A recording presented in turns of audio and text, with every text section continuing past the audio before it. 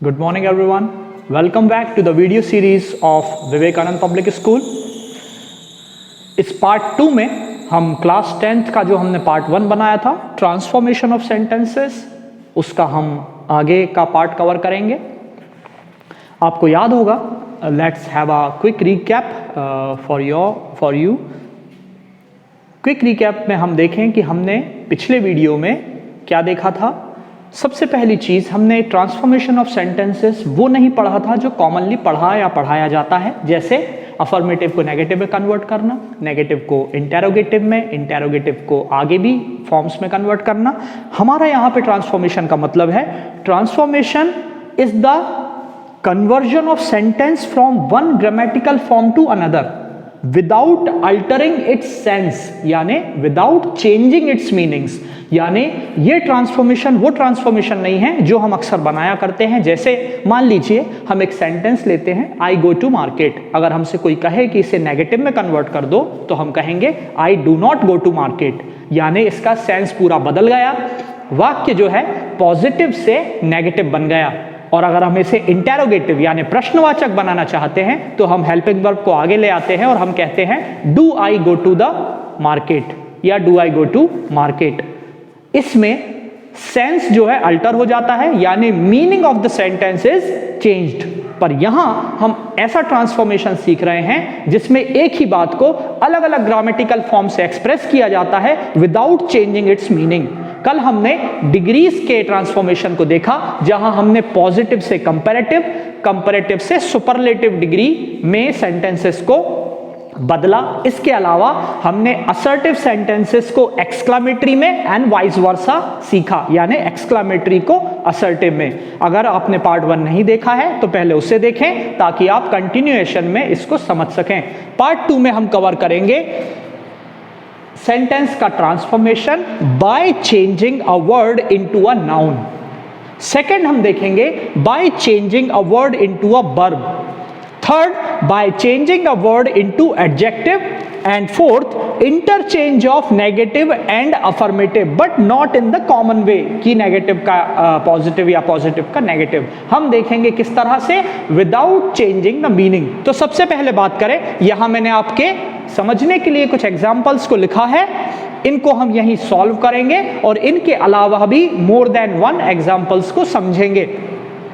सबसे पहले हम बात करें why changing a word into noun. आप देख सकते हैं हमारा सेंटेंस है, it is a virtuous act. यह एक वर्चुअस एक्ट यानी एक अच्छा काम है। वर्चुअस का मतलब होता है अच्छे गुणों वाला और एक्ट का मतलब होता है कोई वर्क या कोई काम।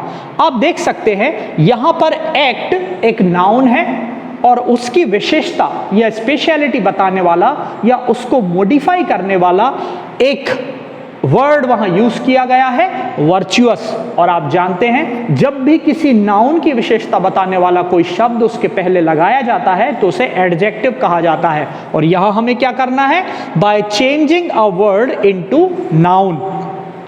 यहां पर हमें इसका मीनिंग नहीं बदलना है, पर इस एडजेक्टिव को हटाकर ऐसा कुछ सेंटेंस को एक्सप्रेस करें कि वो नाउन बन जाए। अब देखिए हम इसे सॉल्व करते हैं।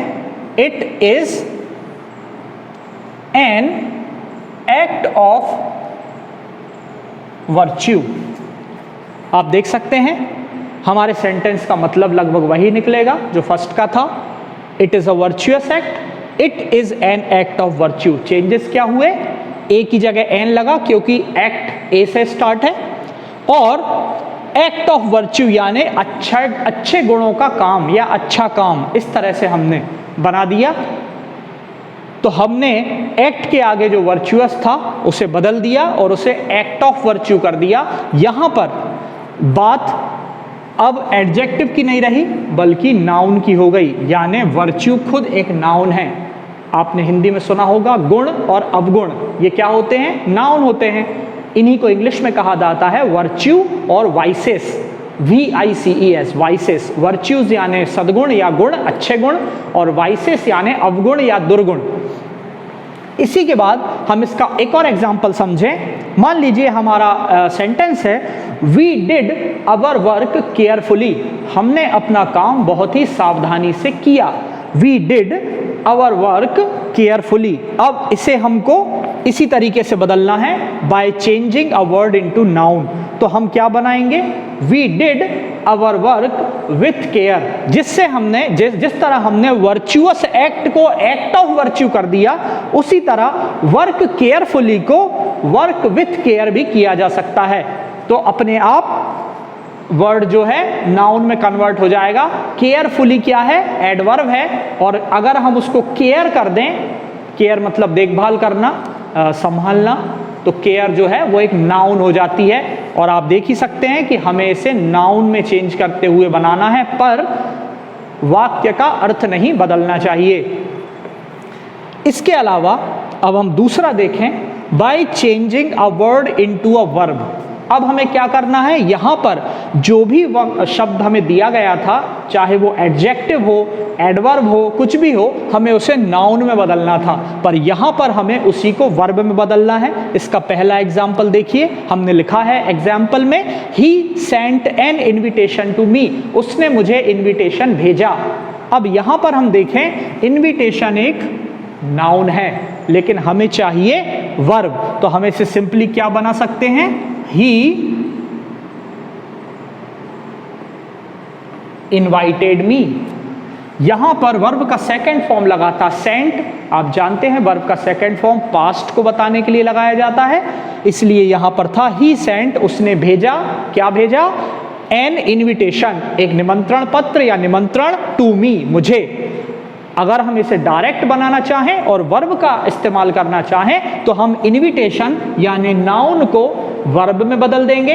हमेशा ध्यान रखें, जब भी आप अपनी वर्ड पावर को बढ़ाने के लिए न्यू वोकैब्स को तैयार करें, उन्हें दो चीज के तौर पर तैयार करें, एक नाउन और एक वर्ब। तो यहां पर इनविटेशन जो है नाउन है, हमने उसे वर्ब में कन्वर्ट कर दिया। इनविटेशन का वर्ब होगा इनवाइट, इसीलिए ये सेंटेंस, और सेंट जो वर्ब का सेकंड फॉर्म था, हमने इनवाइट का सेकंड फॉर्म कर दिया, तो हमारा सेंटेंस हो गया ही इनवाइटेड मी। अब आप देख सकते हैं दोनों के अर्थ में कोई परिवर्तन नहीं हुआ, there is no change in the sense, no change in the meaning. He sent an invitation to me का वही मतलब है जो ही इनवाइटेड मी का मतलब है, पर हमने उसको वर्ब के बेस पर बनाया। एक आध और एग्जाम्पल इसका देखते हैं। मान लीजिए हमारा सेंटेंस है, he is apparently a strong boy. He is apparently यानी प्रत्यक्ष तौर पर सामने दिखाई दे रहा है, प्रूफ दिख रहा है कि वो एक बहुत ही मजबूत शक्तिशाली लड़का है। He is apparently a strong boy.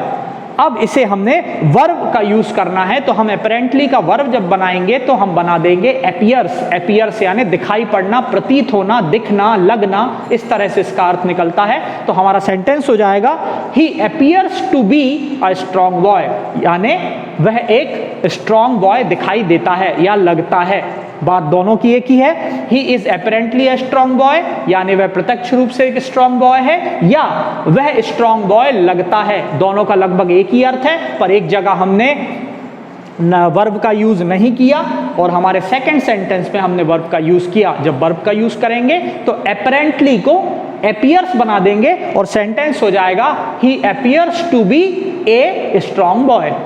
इसके बाद हम देखें point number 3, by changing a word into adjective. Adjective आप जानते ही हैं, नाउन की विशेषता बताने वाला एडजेक्टिव होता है और वर्ब की विशेषता बताने वाला एडवर्ब होता है। जैसे मान लीजिए हम कहें चेयर, चेयर एक नाउन है। अगर उस चेयर का कलर ब्लैक है और हम कहें ब्लैक चेयर, तो ब्लैक क्या हो जाएगा, एडजेक्टिव हो जाएगा, क्योंकि वो चेयर की यानी नाउन की स्पेशलिटी बता रहा है।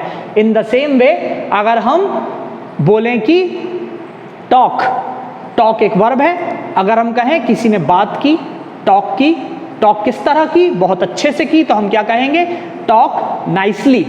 ही टॉक्ड नाइसली या ही टॉक्स नाइसली। तो नाइसली क्या हुआ, एडवर्ब हुआ, क्योंकि वो बात कैसे की गई इस चीज को बता रहा है, यानी वर्ब की विशेषता बता रहा है, तो वो हो जाएगा nicely.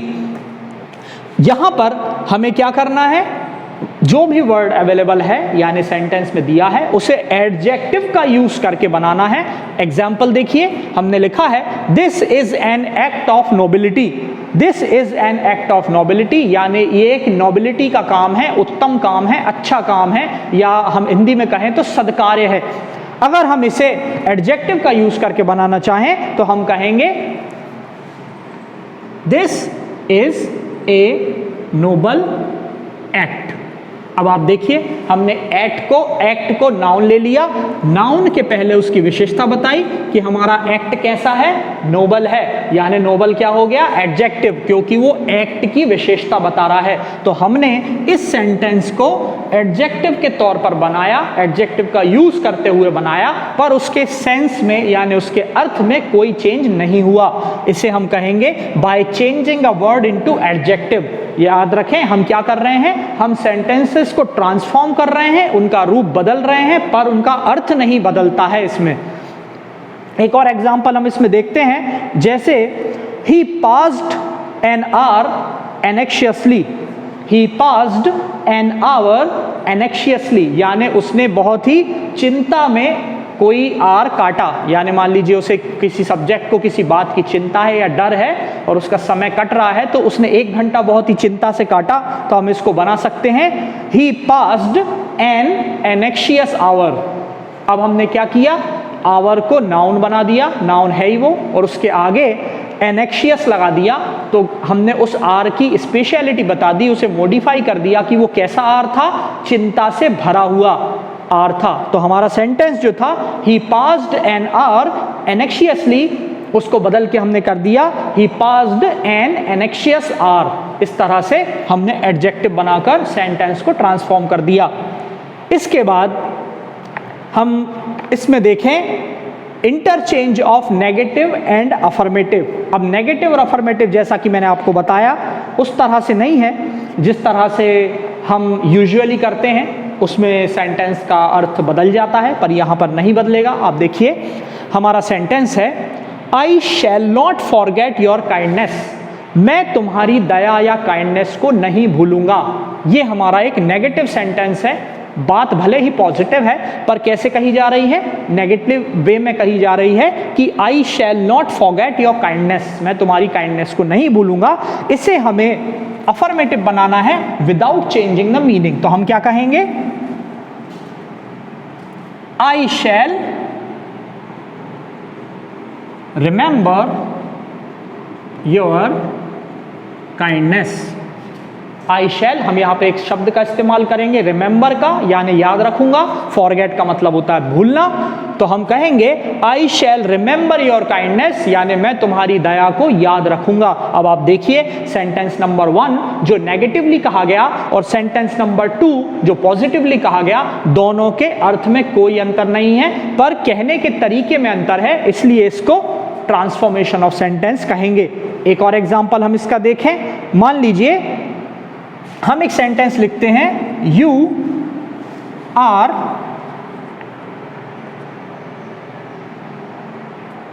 Not always wise. You are not always wise, तुम हमेशा समझदार नहीं हो, यानी हमेशा तुम समझदारी का काम नहीं कर पाते हो या नहीं करते हो। इसे हमें बदलना है, पर इसका अर्थ नहीं बदलना चाहिए। तो हम इसे कैसे बना सकते हैं, अगर हम इसे कहें you are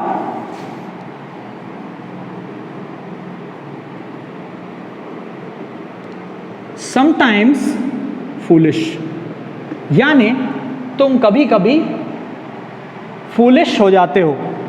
I hope you can see, if you can't see I am speaking you are not always vice,